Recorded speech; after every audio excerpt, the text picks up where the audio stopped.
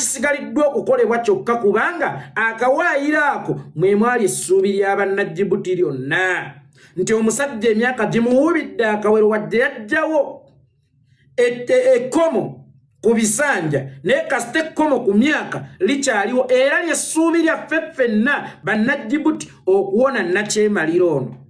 Nakyemaliro ono yayiwa amagye mu paalamenti ya Djibouti, amagye gaakuba ababaka nga waliwo n'omubaka omu gwe bayita essigirizaake ate ye baamukuba bubi nnyo ku olwo ne bamuyuza n'amatu. Obwo obubaka bugenda eri abalwanyisa His Excellency Kyagulanyi Robert Ssentamu. Kyagulanyi Robert Ssentamu mulonde wa Katonda.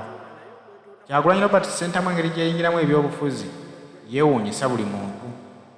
Bangi baamunyooma bwe yali ajjamu MP ekya Ddondo East nga bagamba leero oyo musajja wattu avudde eri mu music we alowooza bino byakuyimba n'amalako. Bangi ne bamusekerera. Kyewuunyisa abantu okulaba nga awangudde akaluluko bwa MP nga n'ababadde bamuvuganya abakubidde waggulu nnyo. Kyakakasa bukakasa nti omwami ono alabika alina omukisa mu byobufuzi. Buli munnayuganda yatandika okulaba amaanyi ga Kyagulanyi olw'akalulu ako. Ne batandika okulaba nti abantu bonna ewali by-elections baasimbye ku mugongo bawangudde ebifo bye babadde baagala okuwangula mu paalamenti. Bwe bati abantu batandika okumusaba nti singa ojja ne kuba pulezidenti n'otuyamba n'otuggirayo omusajja eyalemerera edda ba Dr. Kano Kizza Besigye, ba Nobert Mao, ba Mugisha Muntu n'abalala baliwo mu byobufuzi ebiseera ebyo. Olwaleero bangi bakkiriza dda nti amaanyi galina mwangu wa kusigukirwa Mwami Museveni mu buyinza. Wabula ekyo ate abali ku lusegere lw'eyo ennyininyini ne bakisanyukira. Beebuuza nti ffe tubadde mu byobufuzi ebbanga tukozeewo ki? Ono omulenzi omuto gwe tusinga n'emyaka eyakajja obuvuzi afuuka atya omuganzi mu Bannayuganda kaffe tetuli. Bagezaako kulwanyisa erinnya lye, bamusiiga enziro, baagala okumukuba ku ttaka olw'okuba nti baagala ebitiibwa bibeere ku bbo. Naye Mukama gwe yawadde ne bw'okola ote tosobola kumuggyako ekyo Mukama kyamuwadde. Nti abagezaako okulwana Bobi Wine basiwa nsaano ku mazzi kubanga ogwo mukisa gwava eri Katonda. Tewali amanyi ki kyasikiriza Bobi kujja mu byabufuzi. N'olwekyo entalo eziri mu byobufuzi abazirwana mulwane nga mumanyi nti gwe mulwanyisa aliko mukisa gwa Katonda. Mukama eyamuleeta era yalisalawo nti kati essaawa yo gye nakuwa eweddeko, vaawo ate nsituleyo n'omulala. Naye ate mwe abalwanira ebifo okufuuka Bobi Wine kyali muyinza obutabeera mmwe abagenda okuwandibwako eddusu abanaddawo nga Bobi avuddewo. Twabatuuliza akatambi kano abalwanyisa Bobi Wine muggyemu ekyokuyiga. Abalwanyisa Bobi Wine mukkakkaneko mutegeere nti oli mulonde wa Katonda. Wamma ggwe nkujjukiza Haji Ssettuba musomi w'edduwa ensonga zino ez'emirimu, ensonga z'endwadde ezitawaanya, banjagala kugendako bweru, bankola sifuna, nkola naye tebannyongeza musaala, nkola naye tebankuza mu bifo by'endimu. Haji Ssettuba omusomi w'edduwa ye ansa. Bw'omukubira ku 0703 31 39 25 munnyonnyole bunnyonnyozi ki ky'oyagala akuyambemu, agenda kusomera ku ddwaze tojja kwejjusa. Yeekolera ggwe nga tonnayogera ku butabanguko obugenda mu maaso mu kibiina e Masaka ng'ate buyinza okusaanyaawo ekibiina kyaffe. Konze bannange nze sirya buyembe buto, omuyembe gumpoomera nnyo nga gwengedde. Naye nga sinnayogera ku bigenda mu maaso e Masaka mbadde nsaba munzikirize nsooke mbanyumize ku lugero lw'ebyobufuzi mu ggwanga lya Djibouti. Djibouti eyo waaliyo Nakyemalira nga yakafutubbala ku Bannadjibouti okumala emyaka 35 mu budde obwo. Bannadjibouti ekiseera kyatuuka ne bamuvaako ne bagamba oba avuddeko oba tavuddeeko yamanyi. Essuubi lyabaggwamu kubanga baali bakoze buli ekisoboka okuggyawo Nakyemalira ono nga bigaanye. N'abaali bakulira oludda oluvuganya gavumenti bambi ekiseera kyatuuka essuubi ne libaggwamu kubanga baali bagezezzaako emirundi egiwera nga bigaanye. Bajjayo obukodyo bwabwe bonna okumala emirundi 6 gye baavuganya naye ng'omusajja ababba obululu ku ssaawa esembayo. Bannabyabufuzi we baggwamu essuubi abaludde oluvuganya gavumenti mu nsi ya Djibouti bambi ne Bannadjibouti automatically baali balina okuggwamu essuubi. Gwate singa maama ajja n'akugamba ku ssaawa 8 nti mwana wange ekyokulya kimbuze naye tulidde ki? ng'ate maama oyo naawe gw'obadde obaliddeko era nga ly'essuubi ery'okufuna ekyokulya singa akubuuza tulidde ki then kitegeeza kyayogedde ekyo kisobola okukusuula emmeeme. Bannadjibuti emmeeme zaabwe zaayongera okwenyiikaalira ddala. Nakyemalira bwe yagamba nti ate bwe nvaawo ne mutabani wange Omuleevi agenda kujja abakalakatemu. Bannadjibuti baasigaza Saala nga bagamba Mukama bw'ali yagala ali mutujjirawo naye nga ffe abantu amaanyi gaffe galabika gakomye. Nga bw'omanyi Omukama Katonda buli lwalaba abanyigirizibwa abeerawo ne solutioni. Kubanga Omukama Katonda ebizibu byonna yabikola ng'engero z'Abaganda. Engero z'Abaganda buli olwewoŋŋamya wabaawo oluvuganya. Bw'oba okyegumya nti linda kiggweyo afumita mu kira olinga ajja kugamba nti bbugubugu. Si muliro nti buli lugero olwewaŋŋamya wabaawo olulukkakkanya. Kakati ne Mukama Katonda bw'atonda omuntu n'afuuka ow'eggume ennyo manya wali yatondawo omuntu asobola omukkakkanya. Wakati nga bannadjibuti essuubi libaweddemu Mukama Katonda yaleeta omuvubuka omuto yali aveeyo mu byakuyimba mu ggwanga lya Djibouti n'ayingira paalamenti. Okumanya omuvubuka ono yali mutume wa ddala yayingira paalamenti nga tayingiriddeyo mu general elections. Naye Mukama Katonda waliyo gwe yajjayo si lwakuba yali akoze bubi. Naye yasindika amwesoosaako amuwaabire okuva mu kibiina ekyali kikulembera Djibouti nti bamubbye akalulu. Bwe basindika ono ne kooti n'egusala n'egamba okulonda kuddibwemu. Wano omuvubuka ono mu ggwanga lya Djibouti yali omuyimbi we yafunira omukisa ogujja okwesimbawo era akalulu yakawuuta buva. Yawangulira ku bitundu bingi nnyo ekitabeerangawo mu byafaayo by'eggwanga eya Djibouti okuva ebyokulonda lwe byatandikibwawo. Wabula agenda okuyingira paalamenti ya Djibouti yasanga paalamenti erina akawaayiro keekubaganyako ebirowoozo nga Nakyemalira agiguliridde oba aguliridde ababaka abali ku ludda lwe olukulembera n'abo abali ku opposition abamukkiririzaamu n'abo abali independent abamukkiririzaamu era nga baagala kukyusa kawaayiro mu ssemateeka. Nakyemalira ono ow'e Djibouti afuge paka lwalikoowa. Wano omuvubuka ono omuyimbi yali akayingira paalamenti we yajja obuganza ate obungi ennyo kubanga yalwana n'atuuka n'okkuba eŋŋumi ekitakkirizibwa mu paalamenti olw'okuba ensi ye Djibouti yali emuluma. Yalwana n'akuuka ejjembe olw'okuba ensi ye Djibouti yali emuluma. Si lwakuba nti ekyo ekikolwa kyali kikkirizibwa mu paalamenti ya Djibouti oba mu ssemateeka wa Djibouti naye kyekyali kisigaliddwa okukolebwa kyokka kubanga akawaayiro ako mwe mwali essuubi ly'abannadjibuti lyonna nti omusajja emyaka gimuwubidde akawero wadde yajjawo ekkomo ku bisanja naye kasita ekkomo ku myaka likyaliwo era ly'essuubi lyaffe ffenna bannadjibuti okuwona Nakyemalira ono. Nakyemalira ono yayiwa amagye mu paalamenti ya Djibouti. Amagye gaakuba ababaka nga waliwo n'omubaka omu gwe bayita essigirizaake ate ye baamukuba bubi nnyo nnyo nnyo ku olwo ne bamuyuza n'amatu. Waliwo jjene omu eyawumiza Sigirizaake eŋŋuumi mu lubuto naye jjene oyo yamala ne yeetonda naye okwetonda kwa jjene oyo kwatwala obulamu bwa mwana we n'obwa driver we nga kwali kugenda na kutwala obubwe. Ekiseera kyatuuka nga okulonda kuyina okuddibwamu mu mwaka gwa 2021 mu ggwanga erya Djibouti oba okulonda kuyina okubaawo general election so okuddibwamu okulonda kwa bonna nga kuyina okubaawo mu mwaka gwa 2021 mu ggwanga erya Djibouti. Omuvubuka oyo omuyimbi ne yeesowolayo nti nze ŋŋenda ku challenginga Nakyemalira afugidde bannadjibuti obumbula okumala emyaka 35 mu budde obwo. Omuvubuka oyo yafuna okuwakanyizibwa kungi nnyo okuva mu bali mu gavumenti n'abali ku opposition. Abali mu gavumenti nga bagamba nti oyo omudongo ng'akulembera ani. Ne Nakyemalira w'e Djibouti kyava agamba ebyokuyimba byakuyimba ebyobufuzi bya bufuzi. Nakyemalira w'e Djibouti ne yeerabira nti okuyimba mulimu ebyobufuzi ate yo si profession buba buweereza. Nga naye bwe yali omubbi w'oku mazzi Nakyemalira oyo wabula nga yeebulizabuliza mu nteeza emisana naye ng'ekiro abbira ku mazzi yasobola okujja ne yeesimbawo era n'awangula. Teri yamubuuza nti obadde okola mulimu ki. Twamanya nti munazze mu buweereza kubanga wano tewabaawo profession wabaawo buweereza kubanga tewaliyo digiri ya kubeera president.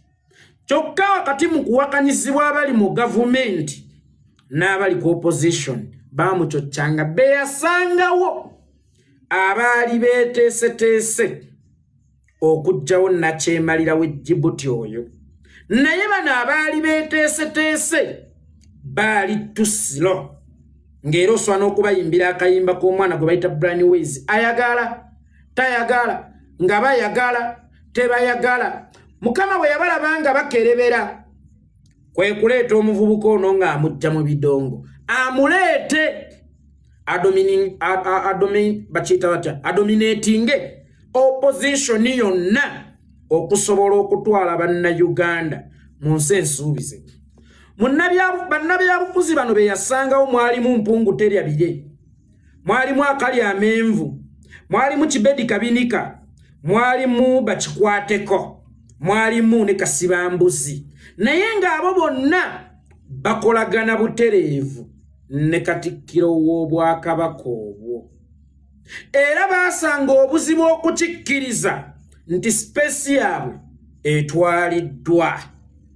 Space yaabwe eyingiriddwamu omuvubuka ate gwe babadde batasuubira ate bo gwe balaba nga atasaanidde atalina experience kubanga bo baali baludde mu byobufuzi bya Djibouti. Bo baali baludde mu byobufuzi bya Djibouti. Munnange ng'okulonda kutuuka. Omuyimbi ono yakuba bubi nnyo nakyemalira w'Ejjibuti. Naye nakyemalira w'Ejjibuti olw'okuba nti amagye tegaali tegakyali gaggwanga nga yagafuula gage nga gasobola omumukuumira mu buyinza. Akuli Electoral Commission, abakungu baayo, abamyuka be, bonna nga yabalonda. Era Electoral Commission yalangirira ebivudde mu kulonda ebyekikwangala ng'ali ku mudumu gwa Mmundu ne famire ye ng'eri mu Barakisi e Makindye. Bw'atyo nakyemalira w'Ejjibuti ne yeerangirira ku buwanguzi omulundi omulala tekyatwewuunyisa nnyo kubanga Zenga abikola. Yawangulwa mu 2006, n'awangulwa mu 2011, n'awangulwa mu 2021 era still Zenga yeerangirira okumala ebbanga lyonna. Bannayuganda nkakasa baakoma okulonda Bannadjibuti baakoma okulonda nakyemalira ono mwaka gwa 1996. Emirundi emirala gyonna yajja yeerangirira yekka. Naye ku mulundi guno ate kyasooka nnyo wadde nga kyali tekikanga naye ate kyatuwa okwewuunyisa ennyo kubanga omuntu abadde abbira mu shillings bw'atuuka nabbira mu dola wallahi ya Mungu mwenna mwekangamu. Djibouti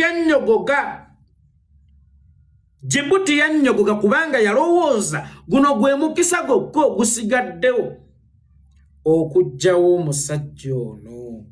Naye emabegako nga tetunnatuuka mu kulonda kali akabinja akaali kalowooza nti be basiniya b'ebyobufuzi naye ng'obwa siniya bwabwe babwetendera ku opposition. Kibi nnyo okwetenda bw'oli siniya mu byobufuzi nga tosuulangawo gavumenti yadde n'emu.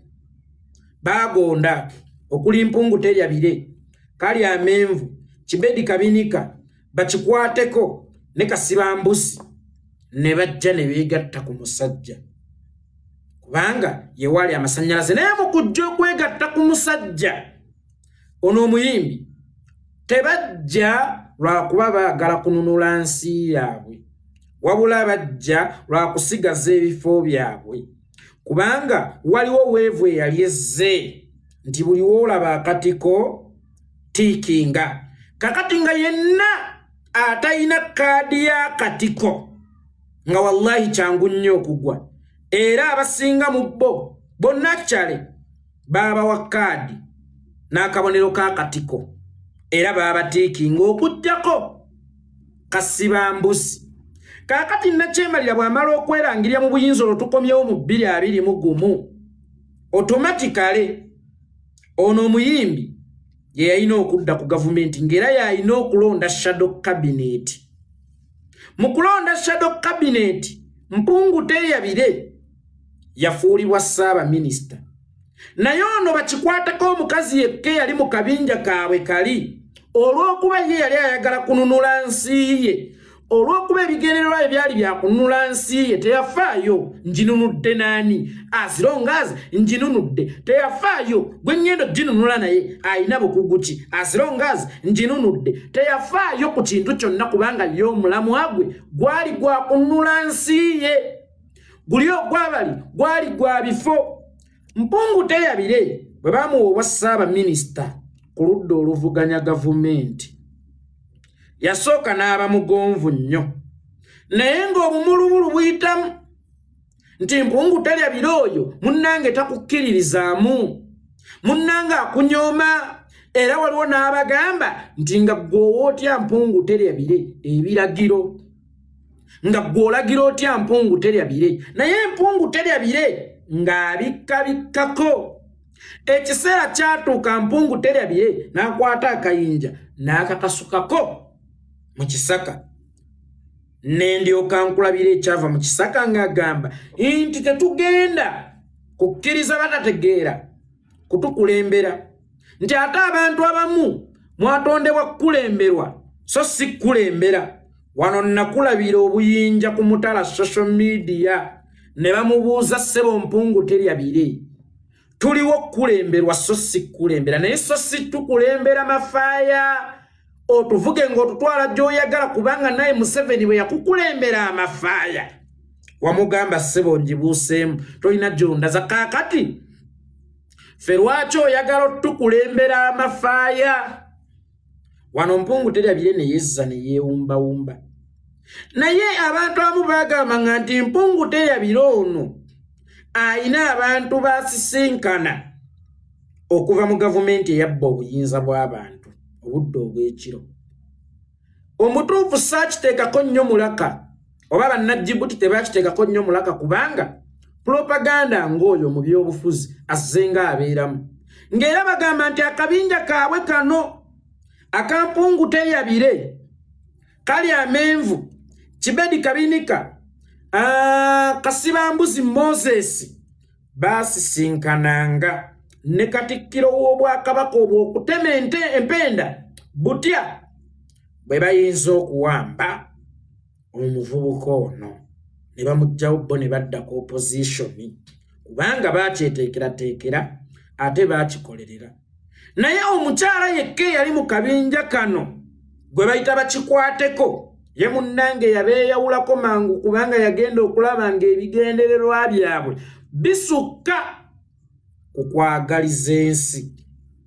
bantu bangi bakuba president akamba kubanga oyo opposition wa Djibouti abantu bamubatiza nti ye president kubanga baali bakakasa nti gwe balonda bamukubanga obwama nti naye Mr. President teeka nnyo amaaso go ku Mpungu teryabire Mpungu teryabire n'omuggyeko amaaso naye ebiruubirirwa bye binene nnyo Mpungu teryabire ono akuliira munda nga mbuzi babuloga eyo ne bajja ne boogera baani ab'oku radio ne boogera abakubi b'amasimu ne boogera naye president ye yalaba nga Mpungu teryabire wallahi akyalimu ensimbu nnyo wallahi akyalina empisa nnungi nnyo president n'ateekebwa ku kigezo nti tosobola kumanya muddu bwali ow'empisa oba bwesimbu bwa muddu nga tosoose kubanga amugoba ku lujjuliro wano ng'akyali ku lujjuliro ajja kusigala akuyita my boss naye gwe mugezese obeere ng'amujja ku lujjuliro then ajja kumanya empisa z'entuufu Mpungu teryabire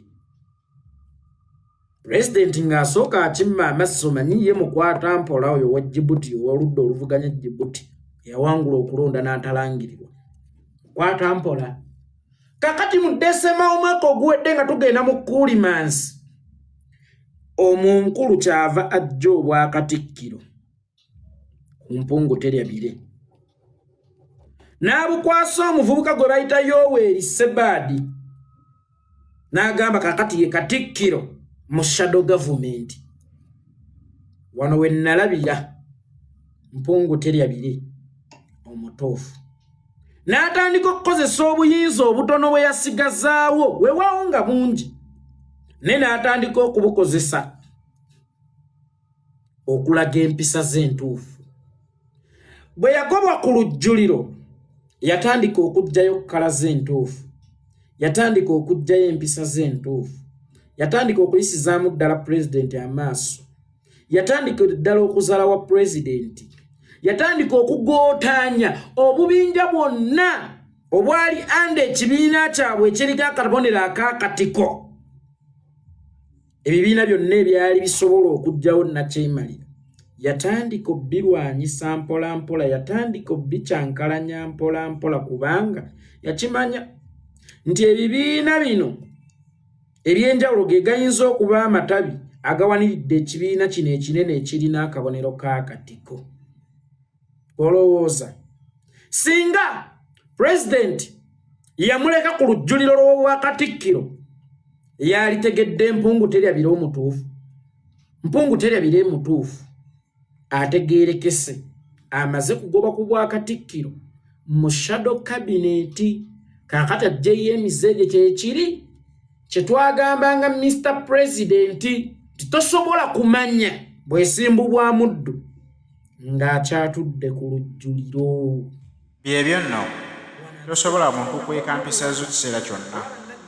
Oyinza okweka empisa z'akaseera obuseera, naye olw'okugezesebwa omala n'oyasa ebyama n'ojjayo empisa z'entuufu n'olaga abantu nti mbutuufu toli mwesimbu.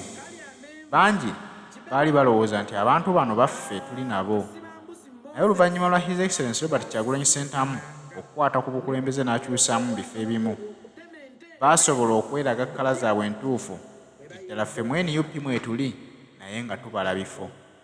Bangi ne bajja ku mulamwa gwa kununula bannayuganda nga bwe bajja bakitugamba ebiseera byonna. Abangi bajja kwenoonyeza byabwe.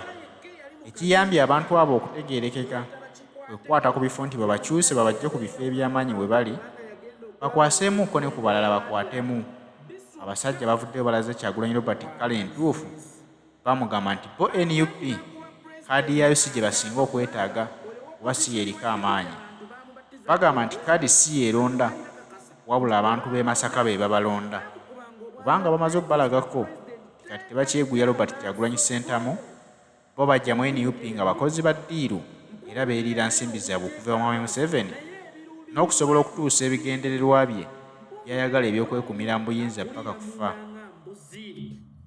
Babuloga eyo ne bajja ne boogera, baani ab'oku radio ne boogera, abakubi b'amasimu ne boogera, naye pulezidenti ye yalaba nga Mpuuga teryabire. Wallahi akyali mwesimbu nnyo, wallahi akyalina empisa nnungi nnyo. Pulezidenti n'ateekebwa ku kigezo nti tosobola kumanya muddu bwali ow'empisa oba bwesimbu bwa muddu nga tosoose kubanga amugoba ku lujjuliro. Wano ng'akyali ku lujjuliro ajja kusigala akuyita my boss, naye gwe mugezese obeere ng'amujja ku lujjuliro, then ajja kumanya empisa z'entuufu.